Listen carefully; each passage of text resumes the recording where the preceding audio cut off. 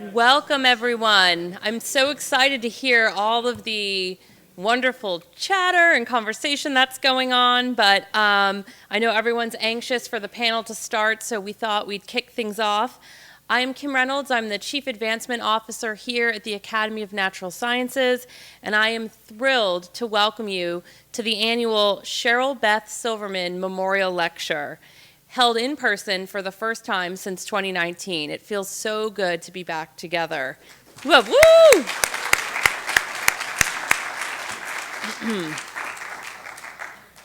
This year, in honor of Biodiversity Year at the Academy, we partnered with the American Birding Association to put together an amazing panel of avid birders. Before we kick off our panel discussion, though, I'd like to thank and welcome Art and Carol Silverman. They're longtime friends of the Academy and have established this evening's annual lecture along with an internship program in our Outside In exhibition in honor of their beloved daughter, Cheryl Beth Silverman. Although Cheryl Beth tragically died at a young age, she left a notable mark on the world. She was a charismatic lover of animals and music. She was also extraordinarily passionate about our environment. Through the Cheryl Beth Silverman Memorial Lecture, we are able to continue her efforts to be a voice for the animals and environment she loved. Art and Carol are joining us virtually this evening, as are some of their friends and family, so I'm just going to give them a wave everyone wave into the virtual world for them. And prior to jumping to the rest of our remarks, I'd just like to take a brief moment to play a video so that Art and Carol can share more about this lecture and their wonderful daughter.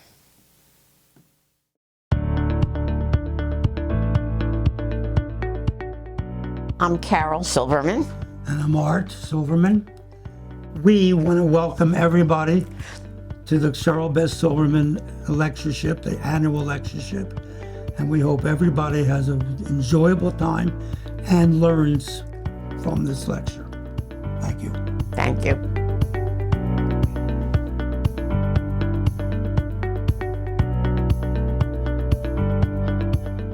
We knew we wanted to do something to memorialize Cheryl that would have meant a lot to her and therefore to us. This is our daughter, Cheryl Beth Silverman. She was a wonderful young woman. She loved all creatures of the earth from the time she was a small child. I don't know where it came from, but it was part of her. She was hit and killed by a drunk driver. She was 24. It was 35 years ago. We still miss her, obviously. Of course. She, as a little girl, would be playing outside of our house, and she would find creatures on the ground, and she would bring them to me, and they were half dead, and she would say, "Fix it, Mommy," and I would tell her, "I will try." But she had a pet rat. She had multiple hamsters, gerbils, Guinea pigs. a lot of guinea pigs, giant box turtle, a mockingbird, rabbits, probably missing things. For a while she had an owl and took care of them until they either died, but some of them she let loose where they belonged. She would call the University of Pennsylvania veterinary school. What do I do to feed this animal, and how do I take care of it? And they would tell her, and she would do it. The mockingbird did not fly correctly, and it was pushed out of the nest, We assume. and Cheryl adopted the mockingbird. And it flew around the house. No limits. Had free reign. She dearly loved all creatures of the earth. She She did. was also an ardent environmentalist. I think partly, not mostly, because of the animals that she was worried about. After she was killed, next few months we became very eager to have something that we could focus our attention on, I guess. We thought of the Academy pretty quickly, and I think we started going there at Outside In within 3-4 months, so it'd be 35 years already. Been pleased ever since. It's one of the main focuses of our charity. We know she would have loved it. Yes, and it's been a privilege for us to Yes. have this done in her memory. It gives us great pleasure to hear her name attached to something really positive.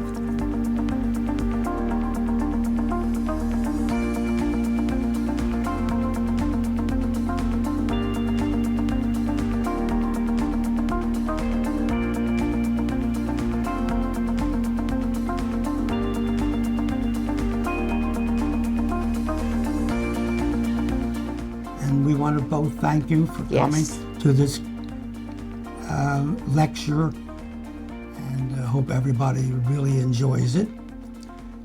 And that's it. This is a great honor for us.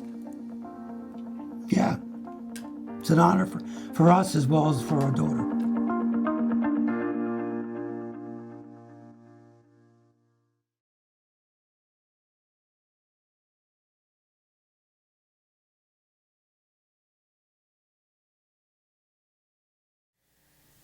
Cheryl Beth's love for the natural world is something we all share in common.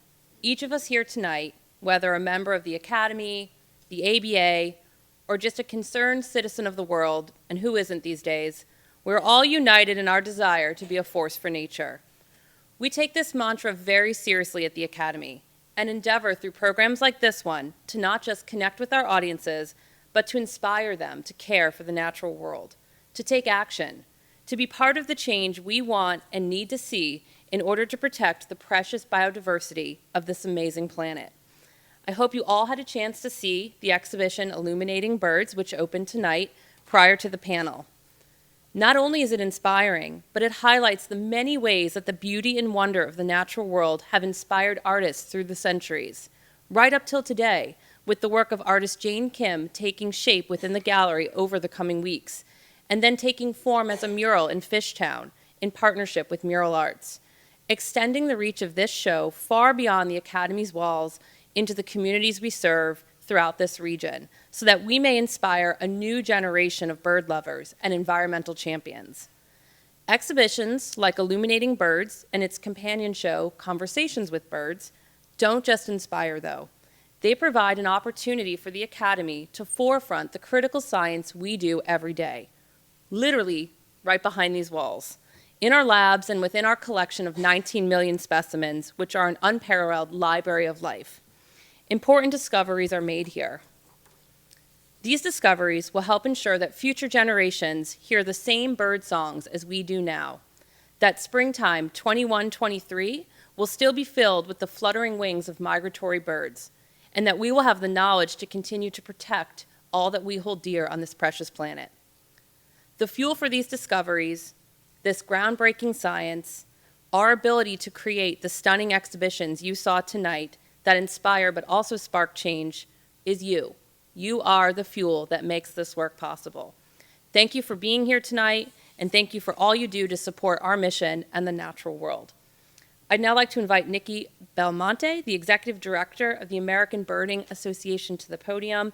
And as I do that, I just want to thank Nikki, her team, Steve, everyone at ABA for this wonderful partnership and helping us put together tonight's program. Nikki.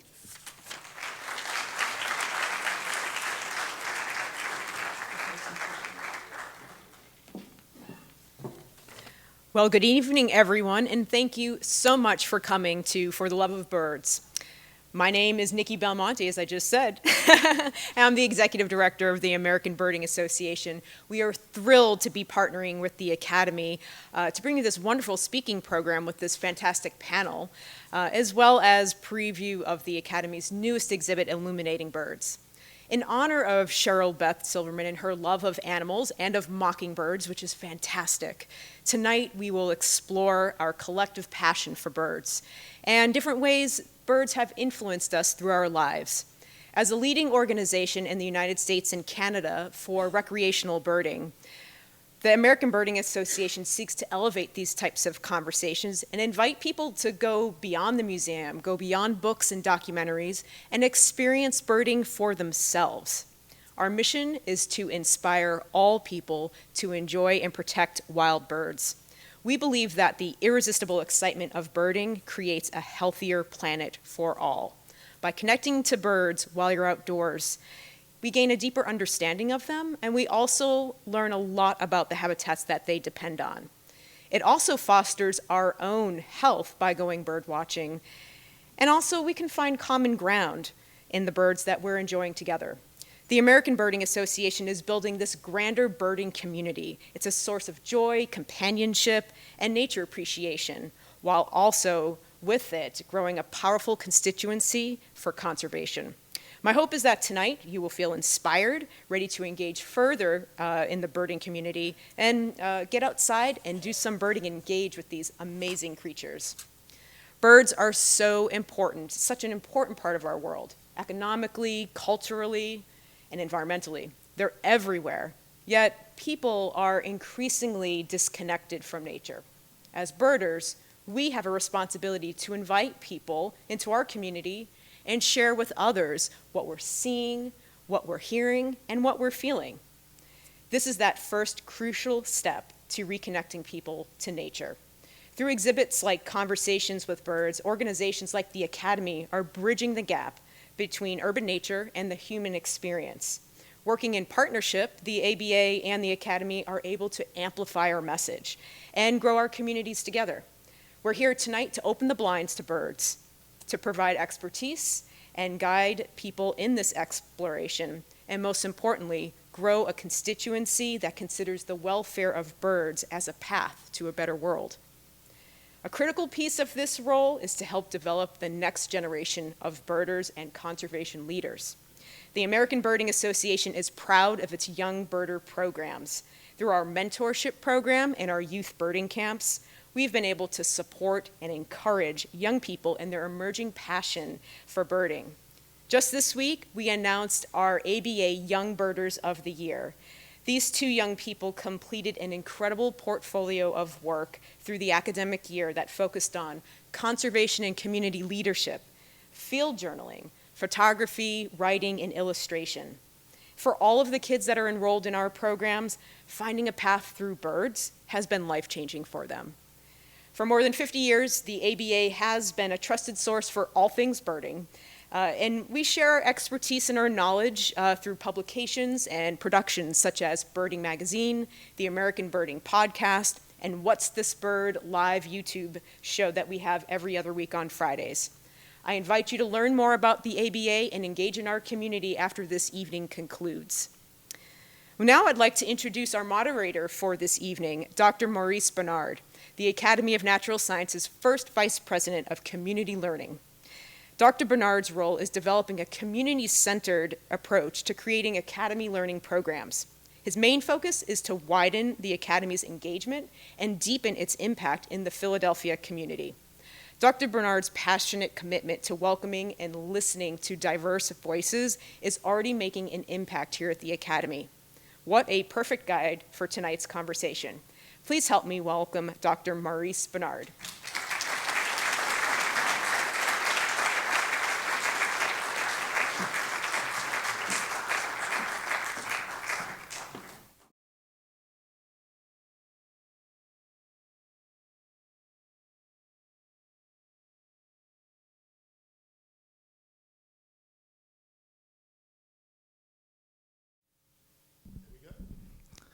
Thank you all. Good evening.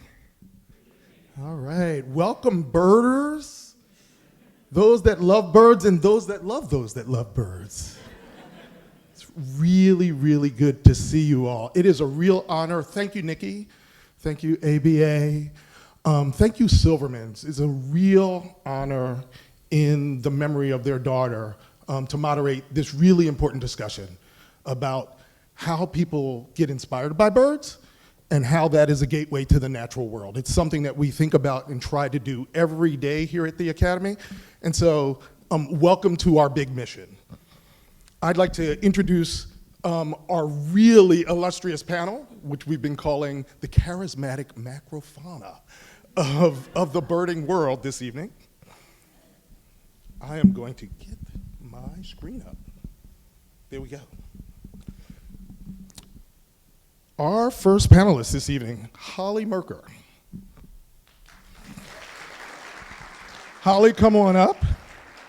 Holly is a professional birding guide, author, and lecturer with a background in art therapy, but today uses birds and nature towards the same goals, delivering nature-based wellness programs for people of all ages.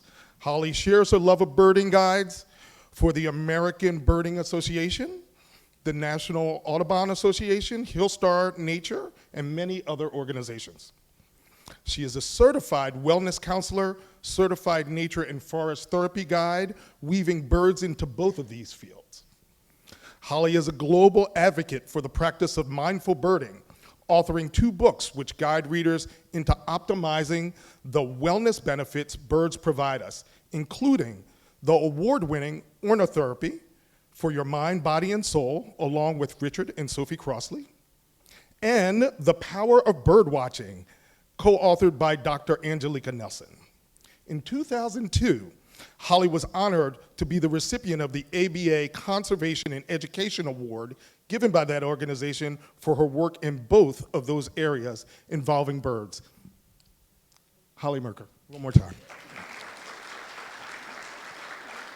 Anwar Abdul-Qawi. I'm going to invite Anwar to the stage. Anwar is a zoologist, conservation educator, photographer, animal keeper, and all of that based here in Philadelphia. He's also the Academy's own. Since 2010, he has worked with both people and animals, finding new ways to inspire the public about the world and the millions of species that reside there.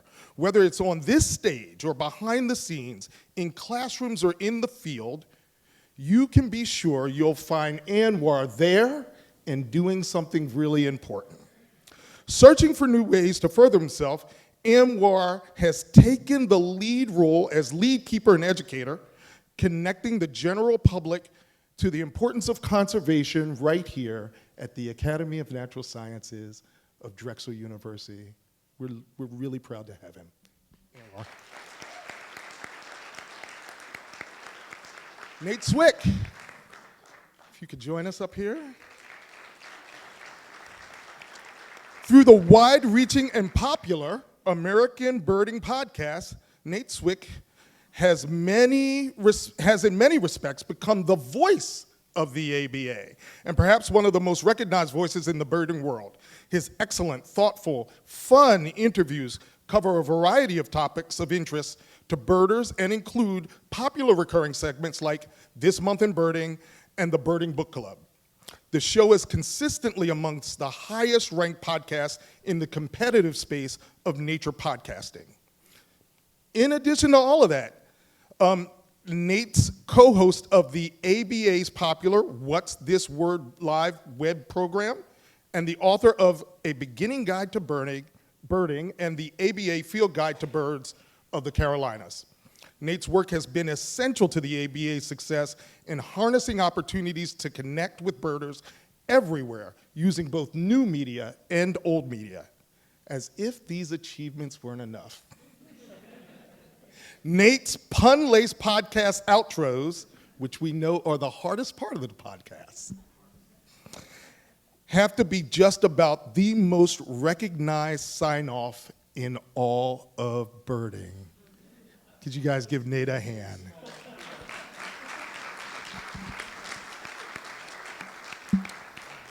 Thank you all for being here. So we're going to get started. I would love to ask about all of your origin stories. Holly, we'll start with you. Okay. How did you really get into birding? What turned you on? Yeah, well, like Cheryl Beth Silverman, I too was a girl that was entranced by nature from a very young age. And I could find myself outdoors looking at every and anything. And then I noticed that birdsong was part of my soundtrack of where I lived, and I felt myself connected to these areas through the songs of birds. As I grew older, I really hadn't met anybody who liked birds. I kind of was embarrassed to admit it, quite honestly. But when I got into college, I met some other friends who admitted that they too like birds. We started doing some field trips up to Hawk Mountain Sanctuary here in Pennsylvania. And shortly after I got married, I found myself putting up a bird feeder because I didn't know anybody in my new town. But I could get to know the birds, and they took the edge off the isolation and the loneliness that I felt, the missing family members. They became my family. But then one day, I learned that there were common loons about a mile from my house because I lived in Virginia Beach, Virginia at the time, and I couldn't believe it. And this started my journey as a birder, where I was leaving my own backyard and seeking birds outside of my little immediate neighborhood. And so that was my deep dive, and I'm still diving deeper. I love the birds became my family. Yeah, Anwar, what it's about so you? true. How'd you find it?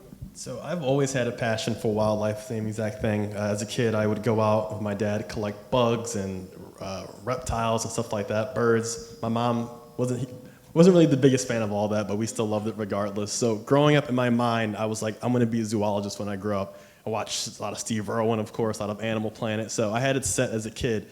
So I had my first high school interview in my neighborhood school, and I went to the principal, and his interviewers were all there, and they said, what do you want to be when you grow up? And I was like, I want to be a zoologist. And it was just quiet. And they all started laughing, and I was like, what's so funny?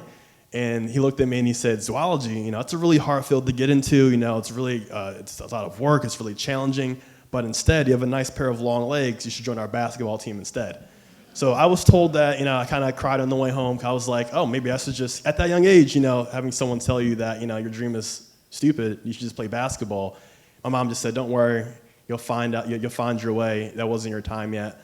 Luckily, a couple of weeks later, I found another high school to go to, and they actually introduced me to working here at the Academy. So I've been here almost about over a decade. I started off as a high school volunteer in our live animal center. I graduated college, came back as a part-timer. Now I'm a manager here in Outside In. And as far as the birding, I would go out and collect dead birds. As weird as that sound, I would walk around the city. People would give me strange looks. I'd just pick up things. I'm like, why are there so many dead birds in the city? And I would bring them into ornithology. They'd be excited to finding all these birds that I've brought in.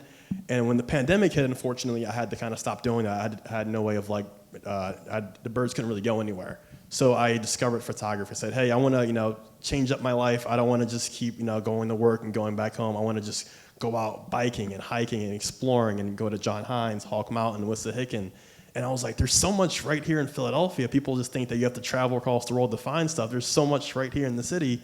And that's how I started. So I got into stocks when everything was going kind of crazy, bought a cheap little camera, got really addicted, and that's me now. So, but I love it. So that's how it's going. Yeah, I love the fact that most of us gained pounds during the pandemic, and you gained a telephoto lens. Yes, that's fantastic. That's a lot of ways. That's great. Yeah. And we've got to find that principal who told you to play basketball. Yeah, look at me and now. take him on a tour. We've got to get that guy. Nick? Nate? Oh, wow. You are not the first. You There are it hardly is. the first. No worries. Nate, go for it. Anwar, you have the job I wanted when I was a kid. So good on you.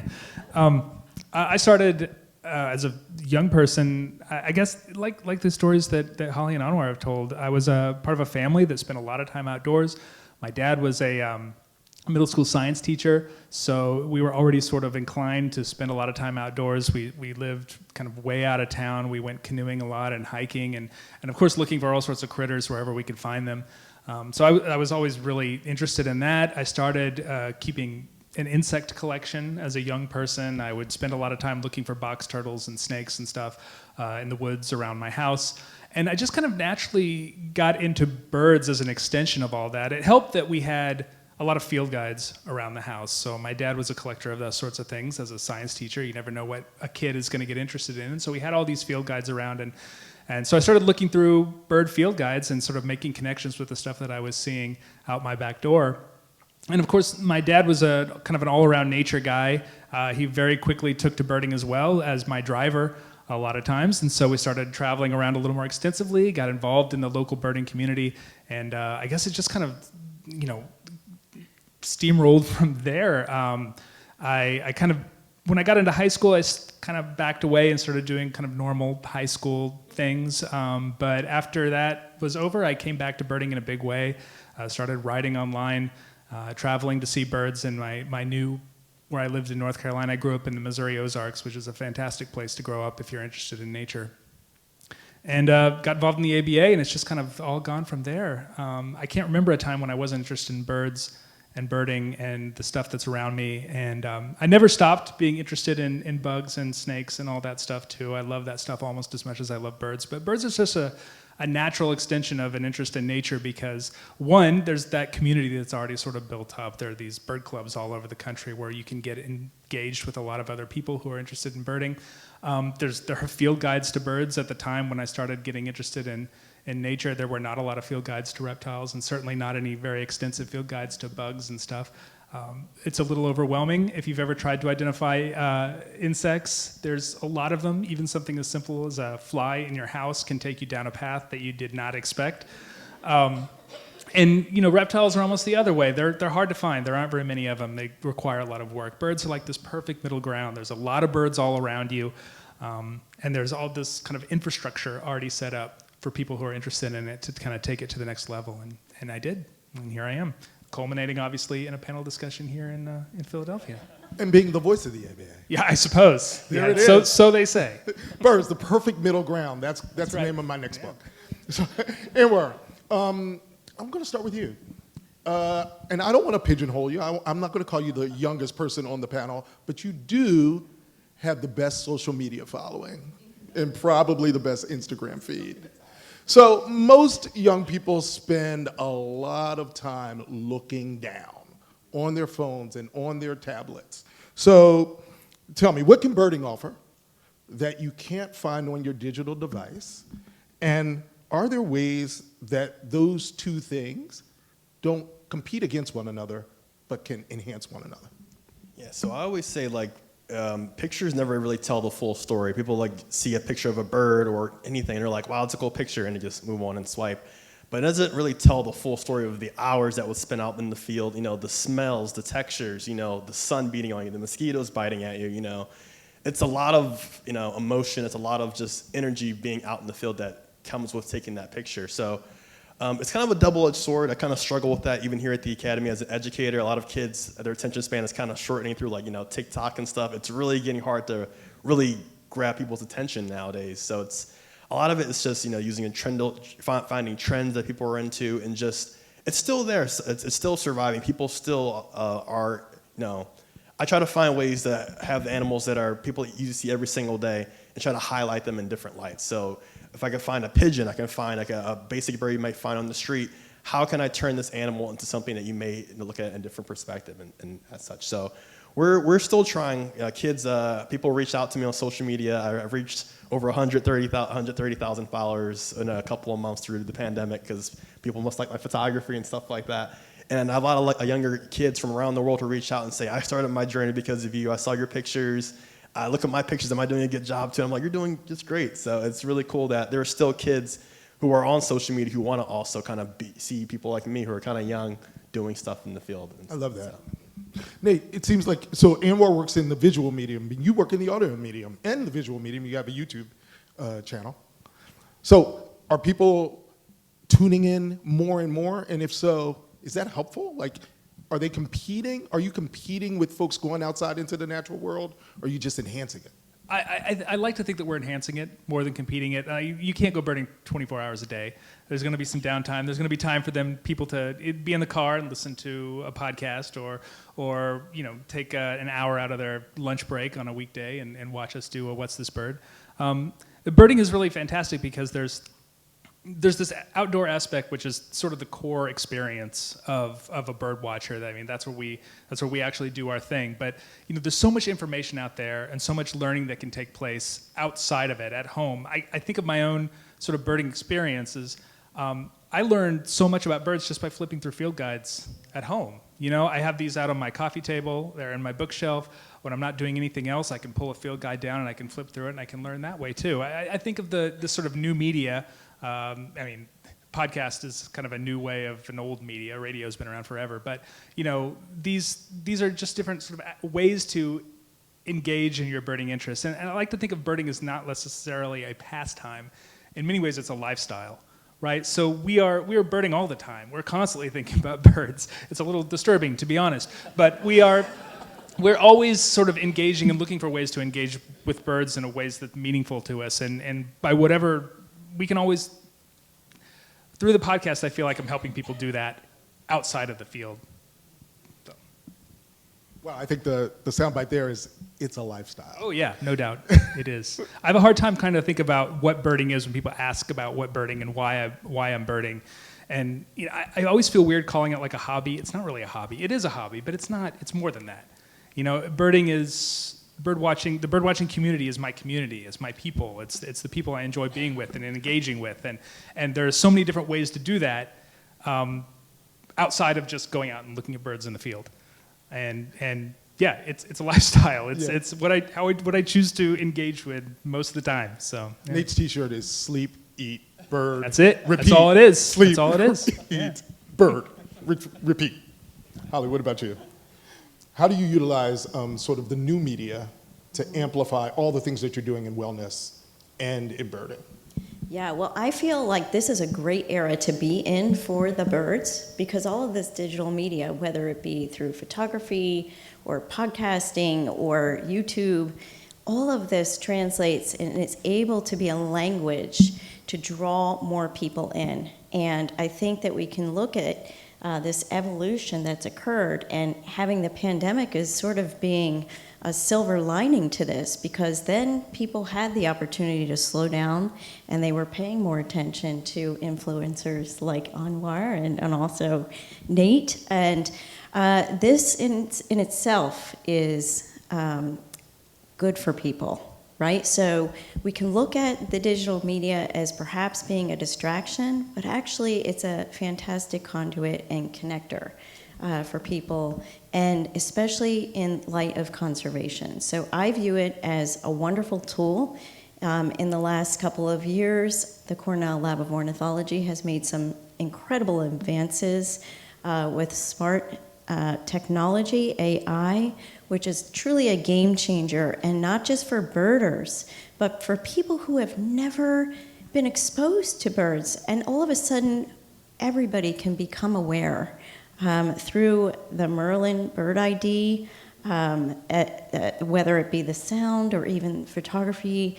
Also, we can learn so much through eBird, using eBird is the Cornell Lab's data warehouse, if you will, that holds all of the information about where birds are on planet Earth at any given moment, and contributing to community science projects like this is therapeutic in itself, because I don't know about for you all, but for me, there's just a little bit of eco-anxiety out there when we hear some of the dire numbers about species lost, not just with birds, but within the natural world. But when I know I can do something to make a difference by contributing to community or citizen science, it makes me feel better. Like I can do something, I feel empowered. And so this is the digital connection that empowers us as conservationists, but also gives us a little bit of self-conservation because we're giving back towards ourselves in a beneficial way as well. So I love the idea of pushing back against all that bad news by doing something that's positive, by adding something to the world. I know you spent a lot of time thinking about the health benefits of birding in general. Mm-hmm. Say more, like what are they? And how do you unleash them in all of our lives? Yeah, well, they're immeasurable, really, and we are animals, right? And so our bodies are hardwired to need the natural world for our well-being. And we've gravitated away from recognizing this, although I'm optimistic. I do feel that the pendulum is starting to slide the other way. And it's through events like this that we can connect people more to nature, show the beauty.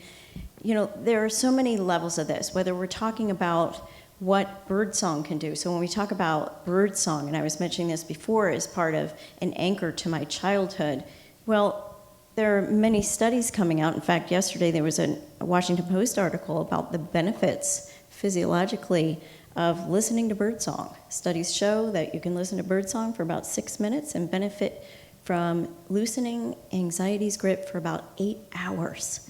Imagine that, 8 hours just by listening to 6 minutes of birdsong.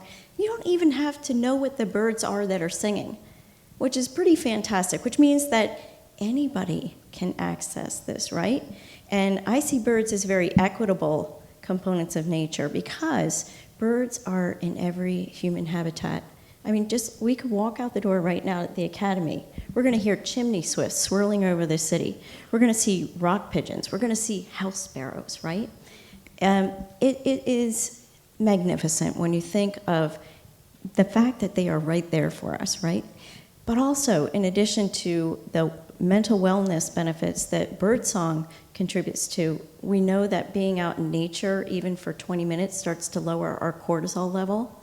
So yes, this means that we can offset some of the anxiety. Also, we can have healthier metabolisms if we're just being in nature, being around birds.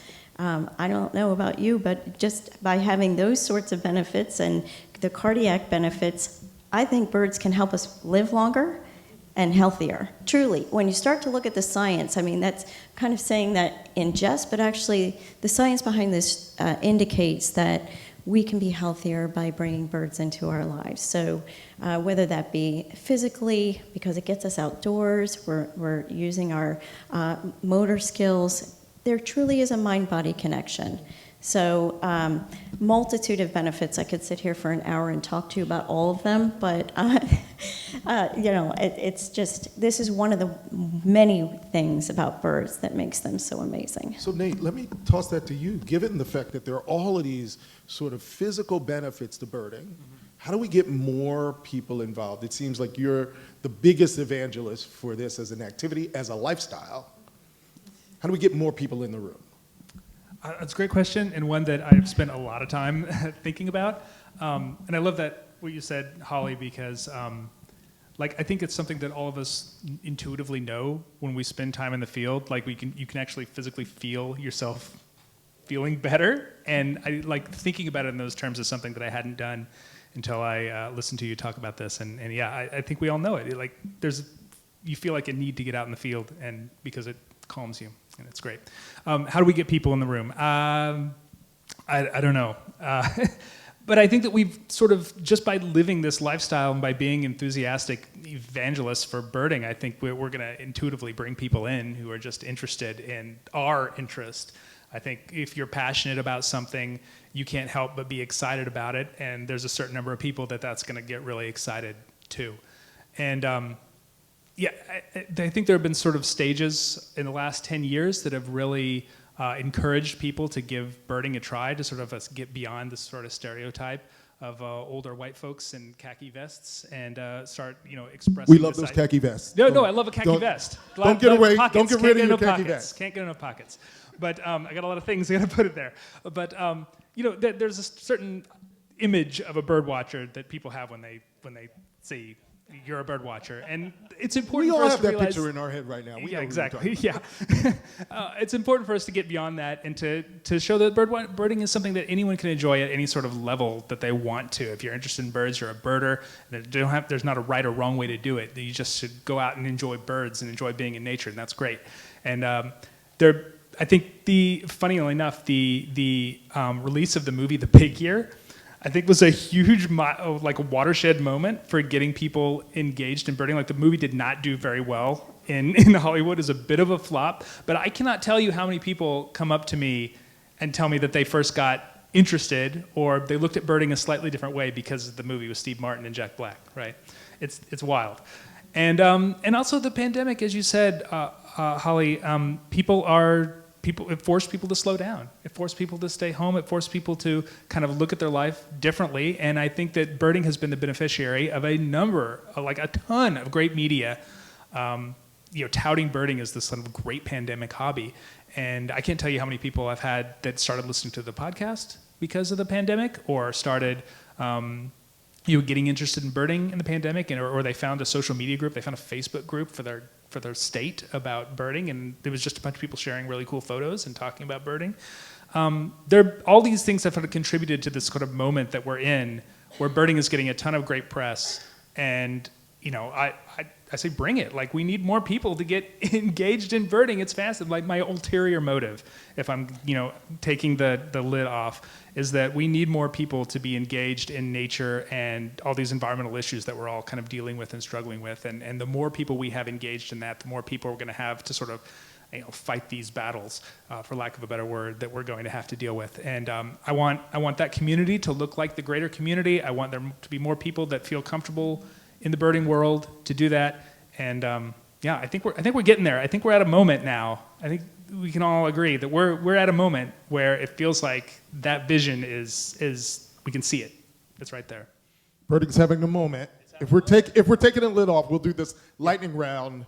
Nate, big floppy birding hat, yes or no? Oh, it depends on the situation. That's a yes. Okay. Anwar, big floppy birding hat, yes or no? Sure. Okay. You're a fashionista. Big floppy birding hat. Heck yes or no, I wear a cowboy hat half the time. Hey, there it is. Shout out to the cowboy hats. All right. Anwar, I do have a question for you. I've heard you talk about the hours that it takes to get a good shot. So when a person is alone in nature by themselves 4 hours, what are you doing? What are you thinking about?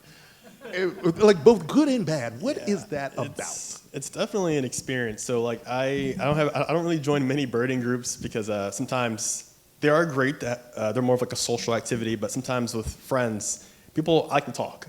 So if you're talking, if everyone's laughing, you're not going to really see a lot of things. You're going to distract the birds. So sometimes capturing those moments, you have to kind of be by yourself, and it's weird because you're alone, but you're not alone because you're out there in nature and you're by yourself, but there's still so much going around you. So I might have like a podcast going on. I might have like music in my ear. I might just take all my headphones and just have the sounds of nature around me and everything like that. But it's just honestly just enjoying nature. When I always tell people that it's not about it's not about getting the best pictures. If you're a photographer, you can take bad pictures. Everyone takes bad pictures. I don't go out there with the mindset I'm going to capture my award-winning shot. No, I go out there because I enjoy nature. So if I'm sitting in a river, if I'm sitting in the bush for a couple of hours, and I'm just hearing the sounds, seeing the bugs on the trees, seeing the birds flying above, and just hearing the noises of nature, it's just a satisfying moment and vibe.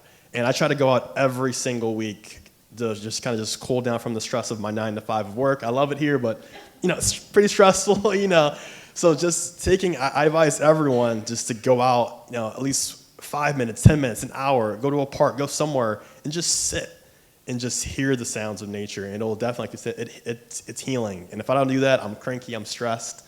You have to do it. So those hours, I'm just there. I'm just existing. I'm not out there with a goal. I'm just there to just exist. Yeah. That.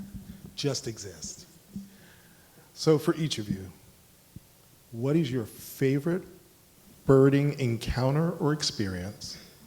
What is the one that you might not have even shared in public before? The thing that was transcendent? Holly. Wow. That's like asking me what my favorite kid is. I can't do that. That's the follow-up question. We'll get there. Oh, yeah, I mean, I've had so many of those moments. It's really hard to choose. I mean, I think one that I have to say really stands out for me, I come back to this often, and probably some of you have heard me share this before, but I'm a cancer survivor, and when I lost my hair due to chemotherapy, I was a young mom, and I wasn't sure how I was going to deal with that because my son was expressing a lot of anxiety over that idea of mommy being bald. And so when I lost my hair, I ended up saving it because I didn't know what to do with it because it seemed weird to throw it away, or keep it is even weirder, right? But there's a bird motive here, because I remembered hearing that if you put hair out from your dog's hairbrush or even your own in spring, that maybe birds would take that hair and line their nest with it. So I thought, well, gosh, let me try an experiment. So I ended up putting my hair, part of it anyway, into a suet cage.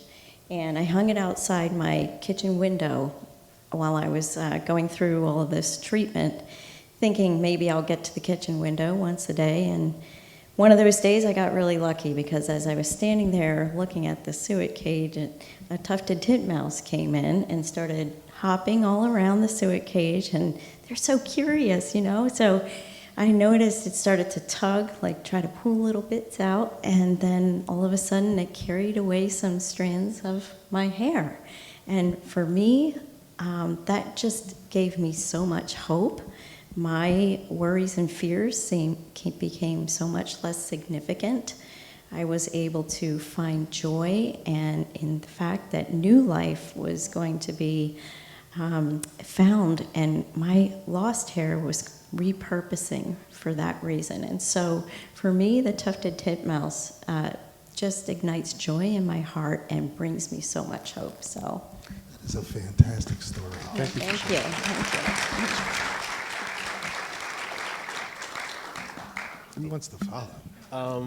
For me, it happened pretty recently. So the Academy sent me to Bioko, Equatorial Guinea. It was an amazing experience, first time flying overseas.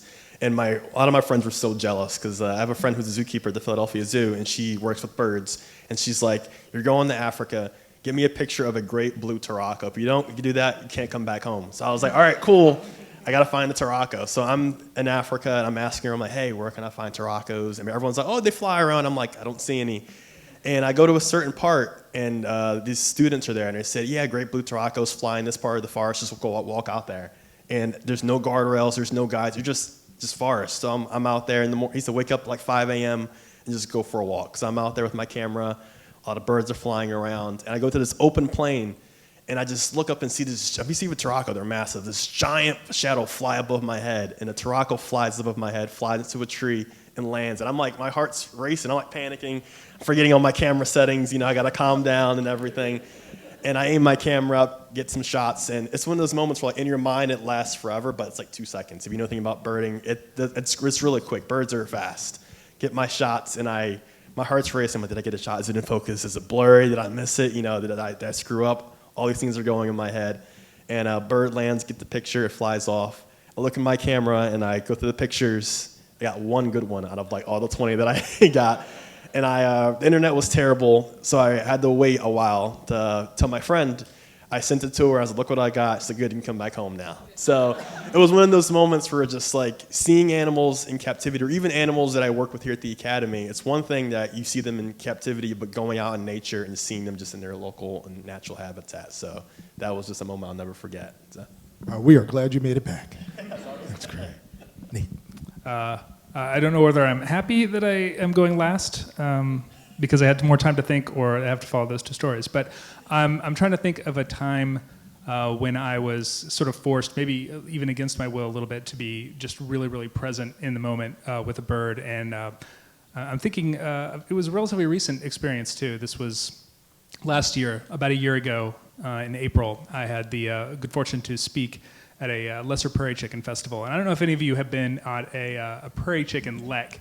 It is a really incredible experience, not least of which because you have to get up at like 3:30 a.m. to get out to the Lek before the birds, because you have to be in place before the sun comes up, so the birds don't, get ticked off that you're there and don't come by. So we had to get up super, super early to drive out into the middle of nowhere, western Kansas, Gove County, Kansas. I'd be shocked if any of you have ever been to Gove County, Kansas.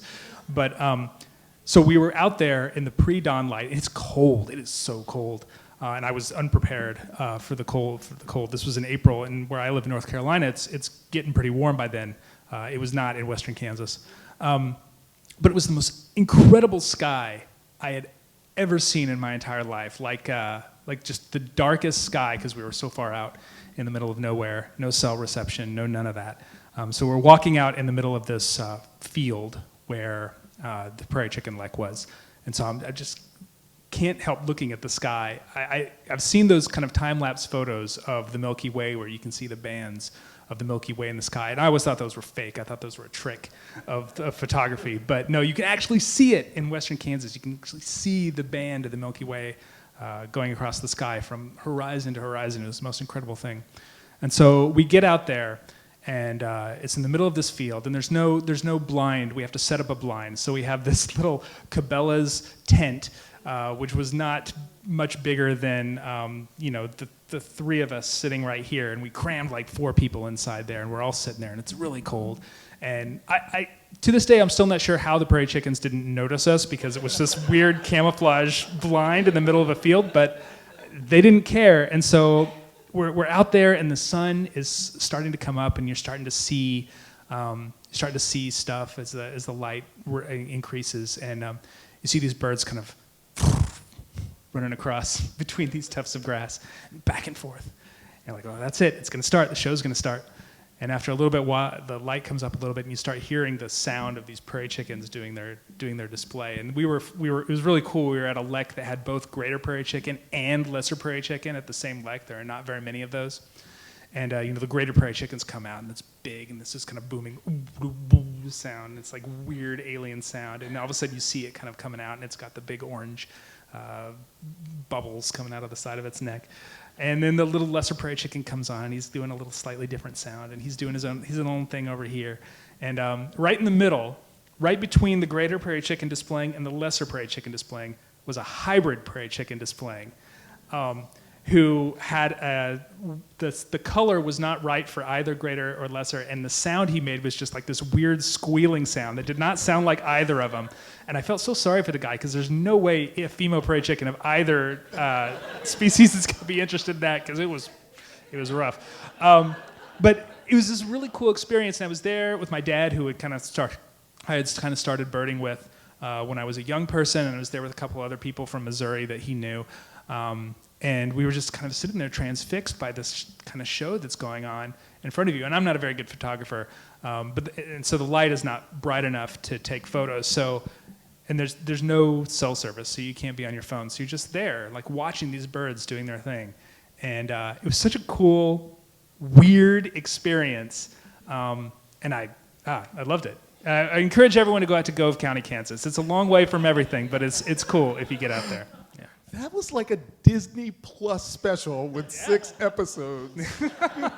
Or the best Gove County, Kansas advertisement I've ever heard. They're sending me my check. It's in the mail. We could do this all night. I could talk to you guys about this all evening, but we did want to provide an opportunity for folks to get questions in from the audience. It is your turn. We've got some microphones set up, and if you just want to raise your hand or walk to the mics, there we go.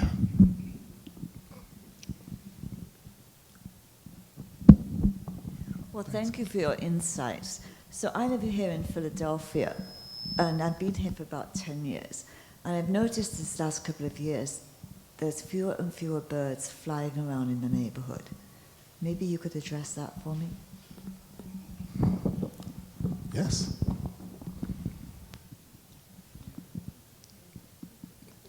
Well, the short answer is that there probably are fewer birds, sadly. There was a State of the Birds report that came out a few years ago that kind of raised the alarm for a lot of bird populations, is that a lot of them are declining. And I recently saw one, I don't know if you all saw that, one about the Atlantic shorebirds declining. It seems like every other day there's talk of declining bird populations. And the fact of the matter is, that the kind of brutal fact of the matter is that a lot of them are in fact declining. And it's it's one of the reasons why I try to be so enthusiastic about getting people into birding, because I do think that this is an ongoing concern, and I think it's probably going to get worse before it gets better. And the fact of the matter is that this is sort of happening beyond what the general public sort of realizes. Like, a lot of people don't really realize that the birds are declining, however slowly or quickly or whatever, because they just don't recognize the birds. And I think it's just crucially important to get people engaged in birds and birding, so that people are not going to care about things unless they know about them. And you have to show them that this is happening, or show them that you don't necessarily lead with that, but you start with the joy of going out and seeing these birds, and the joy of being engaged in the birding community, and being involved in a community of like-minded people who enjoy these things. And then you can kind of seed that in there and let them know that things aren't always so rosy. A lot of species are having a rough go of it, and we definitely there are changes that we can make in our personal lives, in the decisions we make, in the voting booth, or in the from at very local levels to all the way up to national levels, that can affect these birds in a positive way, that can help slow this decline. And there's a lot of things out there that are difficult for birds. They have to deal with a lot of stressors. Not only is there constant development, are there increasing numbers of habitat loss, but there are outdoor cats, and there are windows that they smack into when they're migrating. And the eastern seaboard is, I can't imagine what it's like to be a bird now as opposed to a bird 200 years ago. There's just so much light all the way from DC all the way up to Boston. I mean, it's got to be rough, just completely disorienting. I mean, there are things that we can do and choices that we can make to help them, and I think that you got to get people engaged in birding to make those sort of choices palatable sometimes. And I don't think they're always difficult choices to make. A lot of them are things that people just don't know, if they're ignorant of. And we can help in the birding community, in the environmental advocacy community, to help people make those choices that need to be made. Yeah, exactly. I always try to advocate for birds as well. You touched on a good subject, like window collisions are a huge thing. Cats are the #1 killer of birds. So windows are #2, but cats, keep your cats indoors, please. I'm a huge cat lover, but cats are invasive species. They're hunters. They kill for sport. They kill for fun. And certain countries have a huge issue with feral cats taking down migratory species. Window collisions, light pollution. So turning off your lights, like Lights Out Philly. There's times where we turn out all the lights. I talk with people from Comcast or different places that they're working on new structures for buildings, or adding decals on windows so birds aren't flying into them. Bird feeders are a great thing as well, setting up nice spots in your neighborhood or in your house so that migratory birds can fly in, land, eat some food, and fly off. Just giving them a place that's safe, of course, to eat and stuff like that. So there are ways that we can help out. But unfortunately, there's a lot of, like I said, things going on that do affect our bird species here. Another thing I might add is that in the city of Philadelphia, there's been an increase of certain types of birds, which may contribute to not seeing as many active birds, and that is predatory birds, like the peregrine falcon, whose population has really rebounded since we've started to take care of their population by stewarding them and significant conservation efforts. And also the Cooper's hawk has benefited greatly from cityscapes and the birds in cities. And so a lot of times, I know they're in Philadelphia, if you don't see as many birds around, perhaps start looking around for Cooper's hawks or even the peregrine, because it doesn't, I'm sure you see this all the time down here. I do when I am in town. My son lives here not far from the academy, and he's always telling me about the Cooper's hawk he sees targeting some of the birds, and so it does change the behavior of some of the birds, so that's another contributing factor, perhaps. Yeah, I think it's really important to highlight those conservation success stories, because it does feel overwhelming sometimes when we're constantly barraged with all this bad news. But like in our lifetimes, there have been enormous success stories. I mean, you talk about the banning of DDT and the response of the raptor population, and not just raptors, but double-crested cormorants, American white pelicans. All these birds have benefited from that. Birds are remarkably resilient if we give them the chance to be resilient, and we just need to give them those chances. I just want to acknowledge that the four folks we have sitting on the stage, this might not have happened just a few years ago. And I think one of the critical things that has happened with the growth of birding has been the growth of people of color and LGBTQ populations.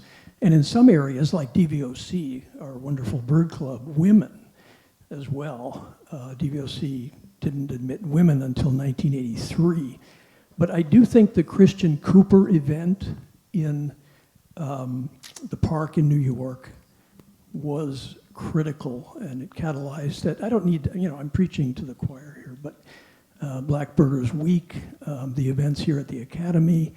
And I think it's just absolutely heartwarming to see the increase in diversity at the Heinz Refuge with Lamar Gore as the manager.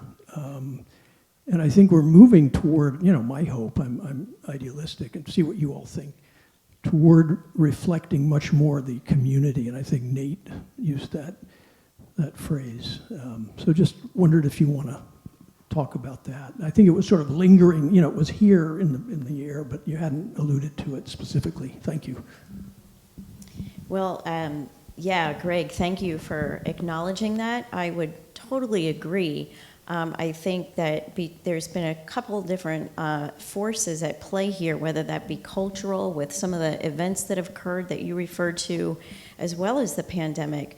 But I also see that birding has become much more accessible on many different levels, whether that be access as far as people having opportunity to bird in areas that for mobility issues that they can access, and becoming more aware of that everybody has different needs, but also for these different communities to elevate and be able to invite more people and to bring more people into the fold. Right here in Philadelphia, I'm very proud to be from this region, and I go around the country talking about mindful birding and ornithotherapy, and I'm always bragging on my hometown here because we really do have a dynamic, trend-setting community here in the Philly area, and I think that you just have to look around to see all of these new birding groups that are gathering and having events. There's one on Saturday that I was just, I know that multiple groups are coming together. I think it's Philly Queer Birders, Pennsylvania Accessible Bird, I'm going to say this wrong, PCAS. I know Katie Sampson is in the audience here somewhere and can share about that, but also In Color Birding and the Philly Feminist Bird Club are all coming together. And this is the thing, when people come together, birds are our common ground. They're our common language, and they offer us so much more as community builders. So thank you, Greg, for acknowledging that. I think we're now shining the light on this aspect of birding, which is really super exciting. Yeah, thank you so much for that. Yeah, it all comes down to storytelling as well. We all have a very cool, unique story. And it's not necessarily about just photography. There's so many avenues. When you open up the door, there's people who are great artists, there are poets, there are storytellers. There's people, you ask someone, what does birding or birds mean to you? And everyone has a different perspective of what that means to them. And one of the coolest messages I ever got online, when I was growing social media, someone reached out to me. He was another black photographer from out west, and he said, dude, like, I found your page and you're a huge inspiration, because when I scroll through Instagram, it's always like, people who are white. And like, there's I've never seen any like black photographers making it. So like, you're a huge inspiration, and now I can like follow you and follow your journey. And that like meant a lot. I was like, wait a minute, I guess there aren't many like people like me out there really doing it. And thanks to events like Black Birders, there are people who all around who have similar stories like me, who can come here and share and kind of express that feeling. So it's just storytelling. Yeah, I mean, it's just so gratifying to see the many different ways that people can express their interest in birds and be a birder. I think that's been one of the real impactful movements of the last decade or so in the birding community, is that there's not just one way to be a birder. You're not the person with as much as we love our big hats. That's not the only way. You don't go around and chase rare birds around. But if you all put up a bird feeder, you're a birder. If you enjoy going out and listening to the birds in your yard without any care as to what they are, you're a birder. I think sometimes people have felt like they've needed almost permission to call themselves a birder or feel like they're part of a community. And I'm really heartened by this growth of what it means to be a birder. If you want to follow us down into the weeds and talk about the tertial projections on a second-year hybrid goal, like, please. I'm glad you're doing it. That may not be for me, but I'm glad there are people out there that find that interesting. There's a million ways to be a birder. There's a million ways to be engaged in our community, and it's been neat to see people that really manifest. Other than a pun, I don't think we could have found a better way to wrap up. There are a million ways to be a birder. Could you give our panel a hand? Holly, Anwar, Nate, thank you guys so much. It is almost as if you knew as an audience where we were going to go. Here at the Academy, we are interested in creating more windows and more doors into the natural world. And in that vein, we will be celebrating Black Birders Week in the next 2 weeks to come. And so we just wanted to highlight for you that on May 25th, next Thursday, here on this stage, we're going to have a conversation with David Lindo, the urban birder, who's flying in all the way from the UK to be in conversation with Jason Hall in color birding, flying in. That joke went right past you guys. I know, it's getting late. On next Saturday, our second annual celebration of Black Excellence in Birding's Gala will happen in this room. We really hope that you will come and participate and be part of just the joy of what it means to show up anyway. You do not have to be a Black birder to celebrate Black birders. So please come. And then on Sunday, June 3rd, I've got to read this one because it's really, really hard tongue twister. We have our Flying Full Circle Family Fun Day from kindergarten till. Please come and be part. Bring your family, bring your friends, bring people you don't even really like, and be part of all of our birding shenanigans on that day. I'm going to give it back to Kim, and we want to thank you. Give yourselves a hand for being part of this really wonderful event. Thank you, Maurice. Thank you so much to our panelists. This was wonderful. Thank you all for coming. I have no further remarks other than to say that the exhibition is still open. If you have not yet had a chance to see it, or you'd like to see it anew after hearing all of this great discussion, please do. Please come back. Please attend a lot of our other events. And thank you to the ABA. Thank you to Marina McDougall, where she and her amazing team for creating beautiful content that celebrates our birds. And just thank you to our Academy members and the ABA members here in the room who make what we do possible. So thank you.